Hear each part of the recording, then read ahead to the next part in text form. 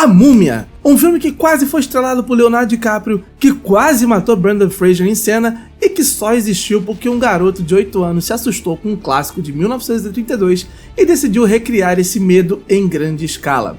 Isso é só o começo. Por trás das areias do Egito existem histórias reais de perigos, improvisos, superstição e até seguros contra sequestro. Se você curte cinema, segredos de bastidores e filmes que marcaram uma geração, já se inscreve no canal, porque agora você vai descobrir as curiosidades mais surpreendentes de A Múmia. Oh yeah, this just keeps getting better and better.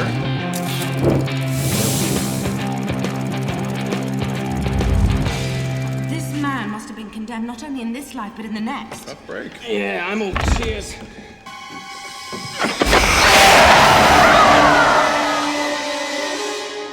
God, I hate it when these things do that. Stephen Sommers, diretor de A Múmia, tinha apenas 8 anos quando assistiu ao filme original de 1932. Aquela atmosfera sombria, a múmia e o terror psicológico ficaram marcados na mente dele para sempre. Anos depois ele decidiu recriar tudo aquilo que o fascinou, mas em uma escala muito maior, com mais aventura, mais emoção e efeitos visuais modernos.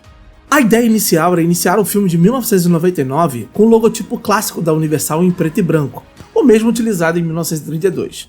O plano era que esse logo antigo se dissolvesse lentamente até se transformar no sol escaldante do deserto egípcio. Seria uma forma simbólica de mostrar que o filme renascia das cinzas do passado para uma nova geração. Quando começou a desenvolver o projeto, Sommers descreveu sua visão como uma mistura de Indiana Jones com O Jazão e o Velo de Ouro, um filme de 1963. Ele queria aventura, exploração, romance e, claro, uma criatura aterrorizante dando trabalho aos heróis. Mas havia um problema: como equilibrar medo com a diversão? O próprio diretor admitiu que o maior desafio foi encontrar o ponto certo entre humor e horror. Ele disse que não queria fazer um filme de terror puro. E é exatamente por isso que A Múmia se tornou tão único. Não era para assustar, era para entreter. Mas o caminho até esse equilíbrio não foi nada fácil. Antes de Sommers assumir, outros diretores pensaram em versões bem mais sombrias. Clive Barker, por exemplo, queria transformar A Múmia em um terror violento e de baixo orçamento. Na visão dele, a história giraria em torno do diretor de um museu de arte contemporânea que secretamente era líder de um culto tentando reanimar múmias. Depois, George A. Romero, criador de A Noite dos Mortos-Vivos, foi chamado e pensou em um filme no estilo zumbi, sombrio e assustador. Isso tudo aconteceu até que, por fim, eles decidiram seguir com a visão de Stephen Sommers. Agora, você já imaginou como A Múmia teria sido se Rick O'Connell fosse interpretado por Leonardo DiCaprio? Pois é, isso quase aconteceu. Rumores dizem que DiCaprio recebeu o convite para viver o protagonista do filme. Ele teria adorado o roteiro e queria participar do projeto, mas já havia se comprometido com A Praia. Reza a lenda que ele até perguntou se as filmagens de A Praia poderiam ser adiadas para que conseguisse gravar A Múmia. Os produtores de A Praia recusaram. Ironicamente, A Praia acabou sendo adiado mesmo assim, mas aí já era tarde demais. Outro ator que tentou o papel de Rick O'Connell foi Stephen Durham. Ele fez o teste, mas não foi aprovado, mas deixou uma impressão tão positiva em Stephen Sommers que o diretor criou um personagem especial para ele, o Sr. Henderson. Um papel que sequer existia no roteiro original, mas que ganhou vida por causa de um teste muito bom. E não para por aí, a lista de nomes cogitados para viver Rick era enorme. Tom Cruise, que nós sabemos que depois viria fazer A Múmia, mas a gente não fala sobre isso, Brad Pitt, Matt Damon, Ben Affleck, Chris O'Donnell e até Matthew McConaughey foram considerados. Mas para Stephen Sommers, Brendan Fraser sempre foi a primeira escolha. Brendan foi escolhido não só por causa do sucesso em Jorge, o Rei da Floresta, mas porque Sommers acreditava que ele representava perfeitamente o tipo de herói estilo Errol Flynn, ousado, charmoso e meio desajeitado. Fraser entendeu exatamente o espírito do personagem. O Rick era um personagem que não se leva tão a sério. What's the challenge then? Rescue the damsel in distress, kill the bad guy, and save the world. E se ele se levasse, o público não conseguiria embarcar nessa aventura com ele. Rachel Weisz também foi uma escolha certeira. Stephen Sommers a escalou depois de assistir seu desempenho em No Campo das Paixões. Ela foi a única atriz que foi convidada para o papel de Evelyn. I am the only person within 1,000 miles who knows how to properly code and catalog this library, that's why. E quando falamos de surpresa no elenco, não dá para deixar de mencionar Arnold Vosloo. Ele não acreditava que seria escolhido para interpretar Imhotep, porque normalmente monstros clássicos eram entregues a grandes estrelas, como Gary Oldman em Drácula de Bram Stoker, Robert De Niro em Frankenstein de Mary Shelley ou Jack Nicholson em Lobo. Mas Stephen Sommers viu algo nele, algo intenso, ameaçador, perfeito para uma múmia que não precisava falar muito para causar medo. E você lembra da cena em que Rick O'Connell está preso, todo sujo, esperando a forca? Pois é, nada daquilo foi filmado no Egito. Na verdade, a prisão do Cairo foi gravada logo no primeiro dia de filmagens, em um complexo de apartamento em Marrakech, no Marrocos. As ruas do Cairo, que vemos no filme, também não são do Cairo, são de um enorme mercado local, um souk marroquino, tão grande e labiríntico que os atores e membros da equipe foram alertados para não se afastarem do set. A produção teve apoio oficial do exército marroquino, e o estúdio contratou até seguros contra sequestros para os atores. Stephen Sommers só contou esse detalhe para o elenco depois que as gravações tinham terminado, para não assustar ninguém. Para evitar desidratação sob o sol escaldante do Saara, a equipe médica criou uma bebida especial que todos do elenco e da produção precisavam tomar a cada 2 horas. As tempestades de areia eram constantes, e além delas havia cobras, escorpiões e aranhas. Muitos membros da equipe foram picados e tiveram que ser levados de helicóptero para atendimento médico. Uma das cenas mais memoráveis e mais desastrosas é o colapso da biblioteca. E adivinha, foi tudo feito em uma única tomada.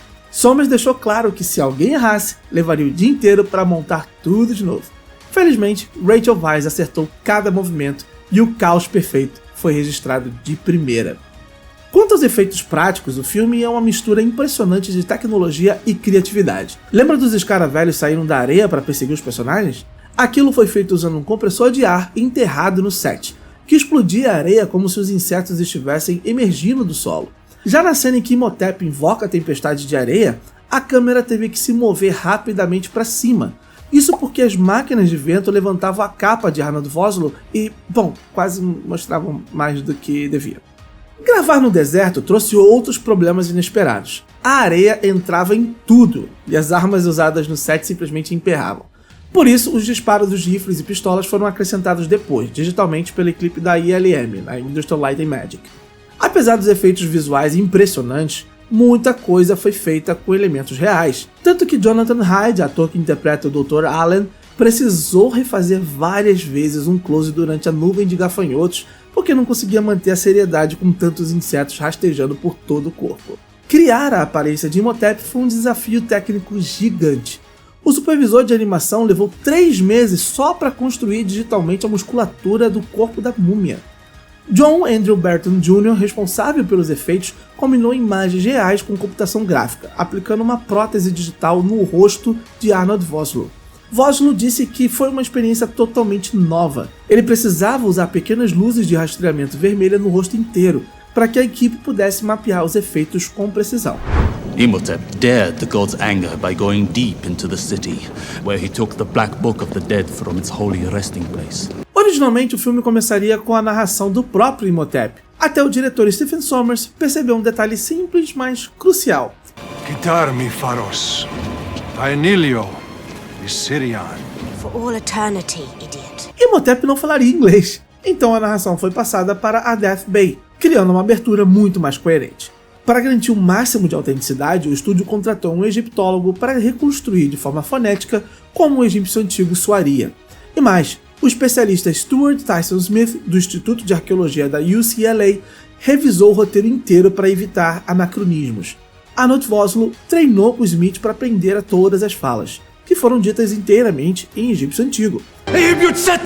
Um dos momentos mais chocantes dos bastidores é também um dos mais perigosos. Durante a cena em que Rick O'Connell é enforcado, Brendan Fraser realmente ficou sem ar. His neck did not break! Rachel Weisz chegou a contar depois que ele parou de respirar e teve que ser ressuscitado. E se você se lembra do Benny, já sabe que ele é um dos personagens mais engraçados do filme. It looks to me like I've got all the horses! Looks to me like you're on the wrong side of the river! Que merda, hein? Sabia não? Mas nos bastidores, o azarado era ainda pior. Em uma cena, Benny tenta colocar um saco de ouro no camelo, puxa o animal pelas rédeas e ele simplesmente não se move. Todos os camelos do set odiavam o ator Kevin J. O'Connor. Patrícia Velasquez, que interpretou a Anck-su-namun, viveu um dos papéis mais desafiadores do filme e não foi por causa do texto. No set, ela estava praticamente nua. Ela usava apenas um tapa-sexo, algumas joias e body paint que era aplicado num processo que durava 4 horas. Mas para as versões exibidas na televisão, isso precisou mudar. Para manter a classificação indicativa, um pequeno biquíni foi digitalmente pintado no corpo da personagem, especialmente para essas exibições. A camisola branca de Evelyn pode parecer até inofensiva, mas deu uma dor de cabeça enorme para a produção. Durante a cena em que o navio é atacado, o tecido ficou molhado e se tornou transparente nas filmagens. Para manter o filme dentro da classificação PG-13, toda a roupa teve que ser digitalmente repintada de branco na pós-produção. Stephen Sommers criou no improviso a cena em que Evelyn salva Rick de 2 tiros no barco em chamas. E não foi o único momento espontâneo. A frase de Benny Think of my children. You don't have any children. Someday I might. Shut up. foi completamente improvisado por Kevin J. O'Connor, reforçando ainda mais o humor do personagem. Goodbye, Benny. O Livro dos Mortos e o Livro de Amon-Ra são visualmente impressionantes, parecendo tábuas de pedra negra e ouro maciço, moldados como livros modernos. Mas na vida real isso seria impossível. Os egípcios escreviam seus textos em papiros enrolados, nunca em livros. E mesmo se tivessem a tecnologia, o livro de Amon-Ra jamais seria feito de ouro puro, simplesmente porque ele seria pesado demais para alguém carregar. You're not helping! E você sabia que o Imhotep existiu de verdade? Só que ele era diferente do que o filme mostra. Ele não era um sacerdote amaldiçoado e nem um vilão condenado a vagar pela eternidade. Imhotep foi um dos homens mais brilhantes da história do Egito Antigo. Ele foi o arquiteto responsável pela construção das primeiras pirâmides, incluindo a famosa pirâmide do faraó Djoser, em Saqqara, por volta de 2600 a.C. Seu talento era tão impressionante que, com o passar dos séculos, ele passou a ser considerado descendente dos próprios deuses. O nome Imhotep significa aquele que vem em paz. E, segundo os registros históricos, ele foi respeitado e reverenciado como médico, engenheiro e conselheiro do faraó, muito diferente da imagem sombria e vingativa que o cinema criou. Já Sete I, o faraó mostrado no filme, também foi uma figura real, mas viveu em uma época completamente diferente. Ele governou o Egito por volta de 1300 a.C., cerca de 1300 anos depois da morte de Imhotep. Ou seja, historicamente eles jamais poderiam ter se conhecido. Imhotep! Aysen! E Anck-su-namun, que é a amante de Sete no longa, ela também foi uma mulher real, uma princesa egípcia que viveu por volta de 1400 a.C. Ela era meia-irmã e esposa do faraó Tutankhamon, o lendário rei Tut. A inspiração para o nome da protagonista, Evelyn Carnahan, veio de uma pessoa real. Quando a tumba do faraó Tutankhamon foi descoberta em 4 de novembro de 1922, quem liderava a expedição era o arqueólogo Howard Carter, financiado por George Herbert, o 5º conde de Carnarvon. A filha dele, Lady Evelyn Herbert, acompanhou a expedição. Originalmente, a personagem de Rachel Weisz se chamaria Evelyn Carnarvon. No filme, só resta uma menção a isso, quando Evelyn diz que seu pai foi um explorador muito famoso. My father was a very, very famous explorer. A novelização do filme explora melhor essa história de origem. E a novelização também revela detalhes sombrios que não aparecem no filme. Um deles explica por que encheram o sarcófago de Imhotep com escaravelhos. Não era apenas tortura, fazia parte de um ritual cruel. Os escaravelhos, considerados sagrados, devorariam Imhotep lentamente. E ao enlouquecer de fome, Imhotep seria forçado a comer os escaravelhos. Esse ciclo, escaravelhos comendo Imhotep, Imhotep comendo escaravelhos, duraria anos. Um sacrilégio do ciclo da vida, criado para que ele se tornasse imortal e sofresse por toda a eternidade. Os Medjay, a ordem secreta de guerreiros que protege o mundo do mal, quase tiveram um visual bem diferente. Inicialmente, Stephen Sommers queria que todos eles fossem tatuados da cabeça aos pés, mas desistiu da ideia por um motivo curioso. Ele achava que Oded Fehr, intérprete de Ardeth Bay, era bonito demais para ficar coberto. Mesmo assim, vários dos símbolos permaneceram. As tatuagens na testa de Ardeth Bay significam mundo dos mortos, e as das bochechas, verdade. Curiosamente, o nome Ardeth Bay não é falado nenhuma vez durante todo o filme. Ele só aparece nos créditos finais. Apenas em O Retorno da Múmia é que o nome é citado dentro da história. Esse nome tem uma origem curiosa, é um anagrama de Death by Ra, ou seja, morte por Ra, o deus do sol da mitologia egípcia. Já no filme clássico de 1932, Ardath Bey, com a grafia diferente, era o nome que Imhotep usava para se disfarçar entre os humanos. O sucesso de A Múmia foi tão grande que nem deu tempo para respirar. Stephen Sommers conta que na manhã seguinte, depois da estreia do filme, a Universal ligou com uma única frase: precisamos de outro. E assim, quase como uma nova lenda nasceu na areia, surgiu uma das franquias mais queridas de aventura e fantasia dos anos 2000. E quando a gente revisita essas curiosidades, dá pra entender por quê. A Múmia é um daqueles filmes que marcaram época, e parte desse encanto vem justamente das histórias escondidas por trás das câmeras. São improvisos, riscos, acidentes, criatividade e paixão. Camadas invisíveis que o público nem imagina, mas que fazem toda a diferença no resultado final.